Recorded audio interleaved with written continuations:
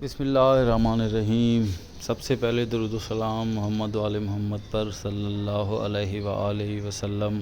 دوستو کیا حال ہے آپ کا؟ ٹھیک ہیں؟ تو آج ہم ایک پوسٹ حج رپورٹ چیک کرتے ہیں، کچھ پکچرز دیکھتے ہیں اور حج کے متعلق جو رپورٹ آئی ہے اس کو بھی دیکھتے ہیں۔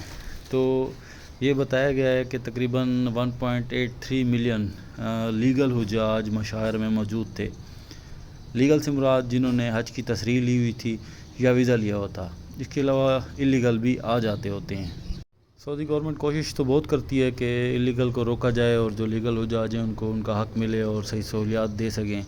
تو 18,30,000 حجاج نے اس دفعہ شرکت کی، باضابطہ طور پر سرکاری طور پر حج کیا۔ سرکاری طور سے مراد جنہوں نے سعودی گورنمنٹ سے تصریح لے کر حج کی سعادت حاصل کی۔ تو یہ جبل نور جبل رحمت جو ہے اس کی تصویر ہے۔ اس کے بعد جی چلتے ہیں آگے سہولیات کے حساب سے۔ تو اس سال ہی سعودی گورنمنٹ نے ایئر ٹیکسی لانچ کی تھی۔ ایئر ٹیکسی انہوں نے اس لیے لانچ کی کہ اگر کسی حاجی صاحب کو کوئی مسئلہ ہے، کوئی ایشو بن جاتا ہے تو اس کے لیے سہولت یہ مہیا کریں جمرات تک جانے کے لیے، منی سے مزدلفہ یا مزدلفہ عرفات سے مزدلفہ کی طرف یہ سفر کرنے کے لیے۔ تو بائی چانس یہ اسی سال ہی شروع ہوئی جو کہ مکمل نہ کی جا سکی۔ کسی حجاج نے سر دست کسی حاجی صاحب نے سر دست یہ ٹیکسی کی سروس اویل نہیں کی۔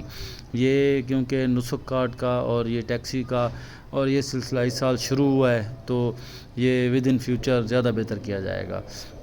چلیں جی آگے دیکھتے ہیں کہ مزدلفہ سے عرفات یا مسجد نمرہ یوم عرفہ کے دن جو حجاج تھے، تو یہ آپ دیکھ سکتے ہیں کہ مسجد نمرہ کے پاس کس طرح سے حجاج نظر آ رہے ہیں۔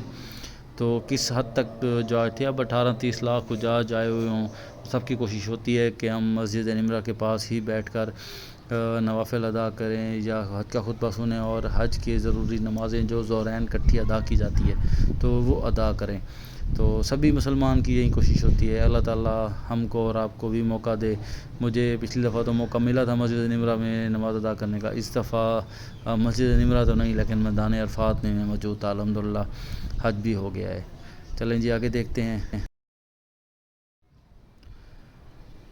اس دفعہ جو حج کا دوسرا دن تھا، 11 ذی الحج تھی، سب سے زیادہ ہیٹ سٹروک سے اسی دن ہی حجاج بیچارے پریشانی کا سامنا ہوا ہے۔ انہی کو پریشانی ہوئی ہے، ہیٹ سٹروک ہوا ہے لوگوں کو۔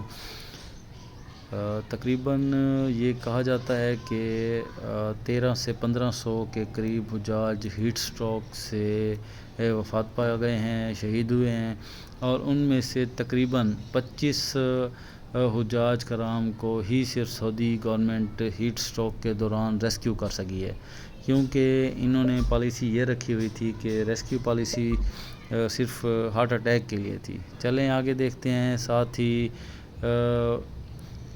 جو حج کا خطبہ دیا جاتا ہے اس کو لائیو کیا گیا تھا، آن ایئر کیا گیا تھا، اور دنیا کی تقریباً سبھی لینگویجز میں یہ خطبہ تقریباً ملینز مسلمانوں نے، غیر مسلم نے یہ خطبہ اپنی اپنی لینگویج سلیکٹ کر کے اسے سنا ہے۔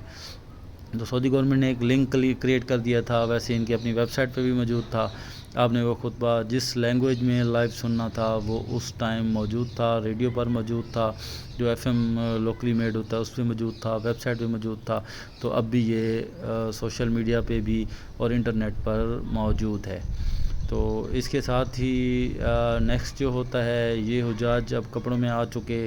انہوں نے ایک پکچر، بڑی زبردست ویڈیو تھی، اس میں سے میں نے لے کے یہ ایڈ کی کہ حجاج جب آخری دن رمی کرتے ہیں ان کے 12 ذی الحج کو، تو موسٹ آف دا حجاج کی حج کمپلیٹ ہو جاتی ہے۔ کچھ اگر مغرب کے ٹائم تک وہاں سے نہ نکل سکیں تو ان کو 13 ذی الحج کے دن بھی پھر رمی صبح کر کے عرفات سے نکلنا پڑتا ہے۔ تو موسٹ پروبیبلی یہ 12 ذی الحج کا ہی دن ہوتا ہے جس دن رمی کی جاتی ہے، اور وہ حج کا فائنل دن تصور کیا جاتا ہے جس میں تقریباً 99% حجاج حج کمپلیٹ کر لیتے ہیں۔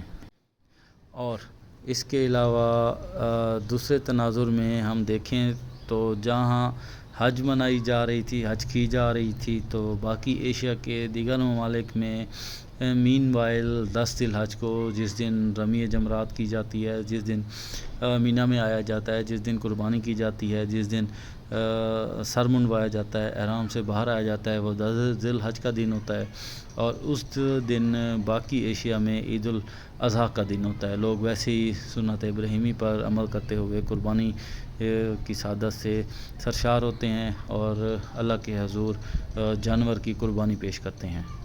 اچھا، جب حج کمپلیٹ ہو جاتا ہے تو اس سے پہلے بھی کچھ حجاج جاتے ہیں، لیکن میکسیمم یہی کوشش کرتے ہیں کہ یہ ایک مشکل مرحلہ ہے حج کا، یہ ہم ادا کر لیں۔ اس کے بعد ہی پھر زیادہ تر چوائس یہی ہوتی ہے کہ مکہ میں جو 2 بڑی زیارتیں ہیں، جسے غار ثور اور غار حرا کہا جاتا ہے، وہاں کی زیارت کرتے ہیں، اور دونوں ہی انتہائی مشکل زیارتیں ہیں، پہاڑ پر چڑھنا پڑتا ہے۔ اس طرح مدینہ میں بھی جاتے ہیں۔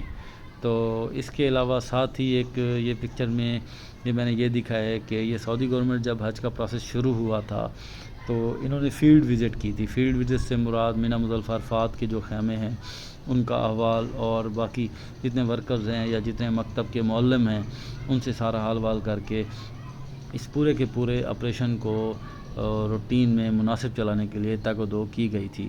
تو یہ اس کا ایک تصویری خاکہ ہے کہ یہ سارا معاملہ ایسے نہیں ہو جاتا، پوری اس کے پیچھے پلاننگ کی جاتی ہے۔